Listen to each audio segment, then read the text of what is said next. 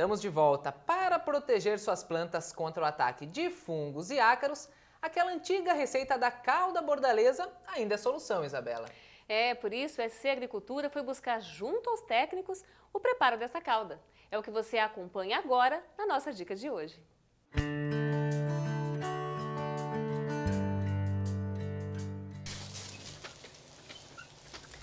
Na dica técnica de hoje, vamos falar de proteção das plantas. O que fazer para proteger as culturas contra o ataque de fungos, pragas, doenças em geral? É aí que entram as caudas. Mas quem vai explicar tudinho sobre esse assunto, sobre esta técnica, é o Gilmar Espanhol, que é engenheiro agrônomo da Epagre em Campos Novos. O que são as caudas, Gilmar? As caudas, elas são muito utilizadas no sistema agroecológico em função de ser um insumo muito importante para proteger as nossas plantas, né? Ela protege de fungos, protege de insetos, funciona como repelente, funciona também como nutriente, né? Então ela tem tripla aptidão, na verdade, dessas caudas, né? E além de que ser de fácil confecção, né? Compram produtos nas agropecuárias, os puros, no caso do enxofre e do sulfato de cobre, né? E são confeccionados na própria propriedade. Nós temos dois tipos básicos de cauda. A cauda bordaleza, que é a mais conhecida por verderame, né? E a cauda sulfocálcica, que é feita com enxofre. Bem, nós vamos começar hoje pela cauda Bordaleza. O preparo dela é muito simples. A gente utiliza 2 ingredientes apenas. O cal virgem, que deve ser de boa procedência, uma cal nova, sem muito resíduo. Tá? E o sulfato de cobre, nesse caso aqui, ele é cristalizado, tá? Mas também a gente pode ter a opção de ser em pedra. Então a gente vai mostrar como é que é o preparo da calda bordaleza. Tá? 200 gramas de sulfato de cobre, como a gente já havia dito, e cal virgem. Vou pedir a ajuda do nosso funcionário aqui, o José Garipuna, no qual ele vai dissolver primeiramente o sulfato de cobre.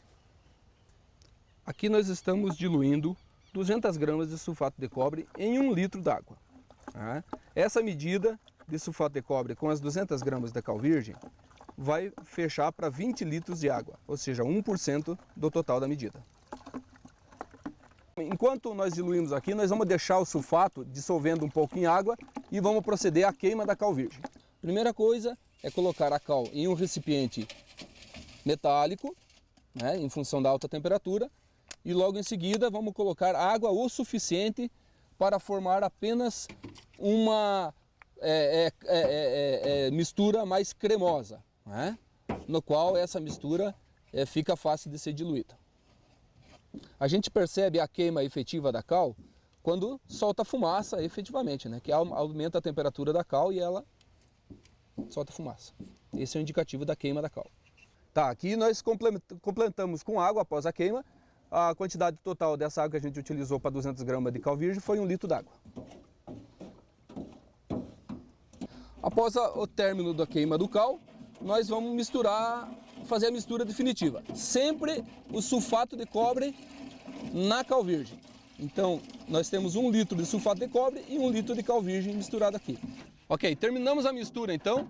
O que a gente não pode esquecer de forma alguma é sempre o sulfato de cobre no cal virgem, ou seja, o azul no branco, né? E sempre tomar cuidado quando for queimar a cal virgem, sempre utilizar luvas, porque aumenta a temperatura e você acaba por se queimar.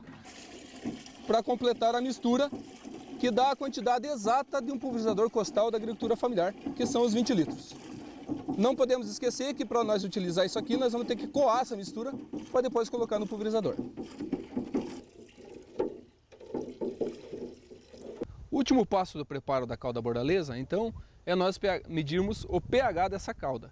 Por quê? Porque o pH ele tem que ficar situado entre 6,5 a 7, né? Não pode ficar muito básico e não pode ficar nem muito ácido. Então a gente utiliza o método da fita de pH. Essa fita é comprada em qualquer casa agropecuária, é comprado essas fitas para medir o pH. Normalmente é utilizado para medir pH de água de piscina. O procedimento é simples, mergulha-se a fita por completo na calda e deixa ela reagir. Após o mergulho da fita, a gente retira e compara com a tabela. Após a leitura, após a comparação, o importante é que o pH fique entre 6,5 a 7, nem ficando muito básico e nem ficando muito ácido. Por quê? Porque perde a eficiência da calda.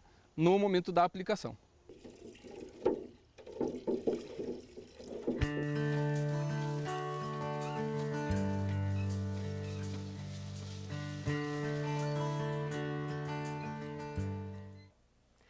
Um lembrete deixado pelo agrônomo Gilmar.